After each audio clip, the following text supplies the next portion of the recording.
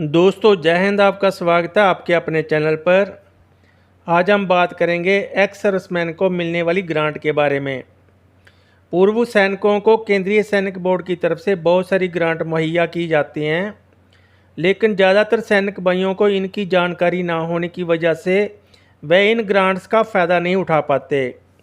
सभी सैनिक भाई इन ग्रांट का फ़ायदा उठा सकें, मैं एक एक ग्रांट करके जानकारी डिटेल में दूंगा। आज मैं आपको चिल्ड्रन एजुकेशन ग्रांट के बारे में बताऊंगा। पूरी जानकारी के लिए वीडियो अंत तक देखें, बीच में स्किप मत कीजिएगा। चिल्ड्रन एजुकेशन लोन्स की स्कीम ईएसएम और उनकी विडोज़ के बच्चों के लिए 1981 में शुरू की गई थी, जिसमें पर चाइल्ड 15 रुपये पर मंथ और ज़्यादा से ज़्यादा 3 बच्चों के लिए 12वीं क्लास तक दी जाती थी। चिल्ड्रन एजुकेशन लोन्स की स्कीम अंतिम बार अक्टूबर 2011 में रिवाइज़ की गई थी, जिसके तहत अंडर ग्रेजुएशन तक प्रति बच्चा 1000 रुपये पर मंथ दिया जाता है और मैक्सिमम 2 बच्चों तक ही लागू है।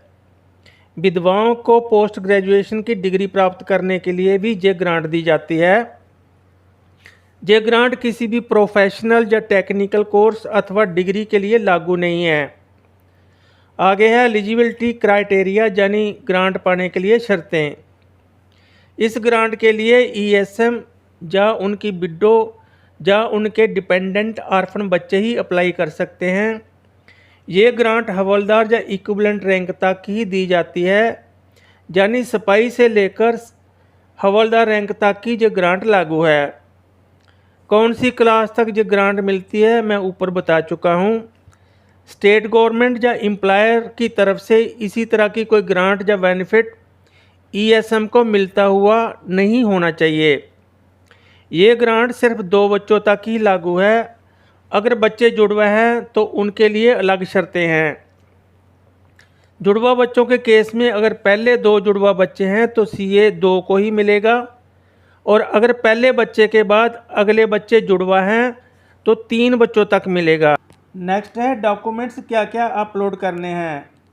केंद्रीय सैनिक बोर्ड की वेब पोर्टल पर लॉगिन करके आपको नीचे लिखे हुए स्कैन किए हुए डॉक्यूमेंट अपलोड करने होंगे।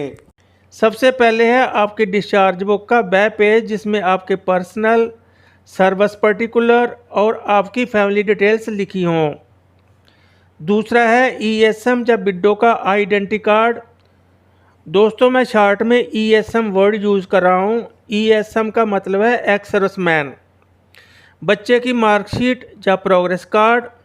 आगे है पार्ट ऑर्डर, जिसमें आपके बच्चे का नाम दर्ज हो जिसका आप सीए क्लेम कर रहे हैं।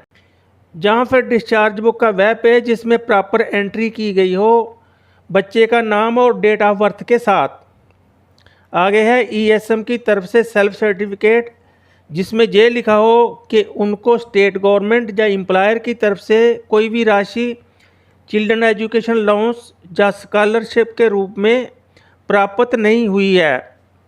नेक्स्ट है आपके बैंक अकाउंट की डिटेल, जिसमें आप कैंसल्ड चेक या पासबुक का फर्स्ट पेज स्कैन किया हुआ अपलोड कर सकते हैं, जिसमें आपको ग्रांट भेजी जाएगी।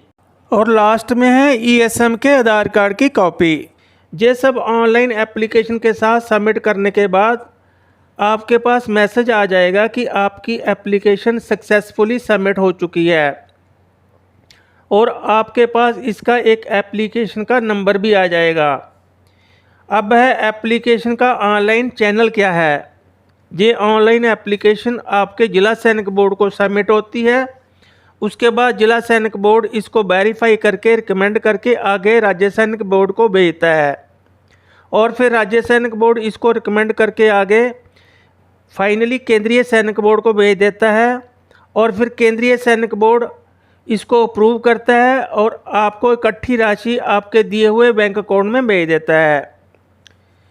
दोस्तों सबसे इम्पॉर्टेंट चीज़ है सीए क्लेम की एप्लीकेशन सबमिट करने की लास्ट डेट। 2023-24 के एकेडमिक ईयर के लिए ऑनलाइन सीए क्लेम करने की डेट है 1 अप्रैल 2024 से लेकर 30 नवंबर 2024 तक। जिन सैनिक भाइयों ने भी अपने बच्चों का क्लेम करना है 30 नवंबर 2024 से पहले सीए क्लेम कर लें। ऑनलाइन क्लेम सबमिट करने के बाद इसकी प्रोग्रेस चेक करते रहें और अगर कोई जिला सैनिक बोर्ड से ऑब्जर्वेशन है तो 30 दिन के अंदर आपको क्लियर करनी होती है। अगर आप 30 दिन के अंदर क्लियर नहीं करते हैं तो एप्लीकेशन दोबारा सबमिट करनी पड़ती है। बहुत सारे लोगों के क्लेम रिजेक्ट हो जाते हैं लेकिन वो चेक नहीं करते और साल के अंत में देखते हैं कि उनका सीए का कोई पैसा नहीं आया है। इसलिए सीए क्लेम करने के बाद इसकी प्रोग्रेस चेक करते रहें। इसके अलावा अगर आपको पेंशन संबंधित कोई भी समस्या हो जिसमें service pension, disability pension, family pension, disability pension की फर्स्ट या सेकंड अपील भेजनी हो या स्पर्श की कोई समस्या हो तो आप मेरे दिए हुए फ़ोन नंबर पे मुझे कांटेक्ट कर सकते हैं। दोस्तों, वीडियो काफ़ी लंबा हो चुका है। आपको जानकारी कैसी लगी कमेंट करके ज़रूर बताइएगा। अगर आपने मेरा चैनल अभी तक सब्सक्राइब नहीं किया है तो सब्सक्राइब कर लें और घंटी का बटन दबा दें ताकि मेरे आने वाले वीडियो की नोटिफिकेशन आपको मिलती रहे। धन्यवाद। जय हिंद।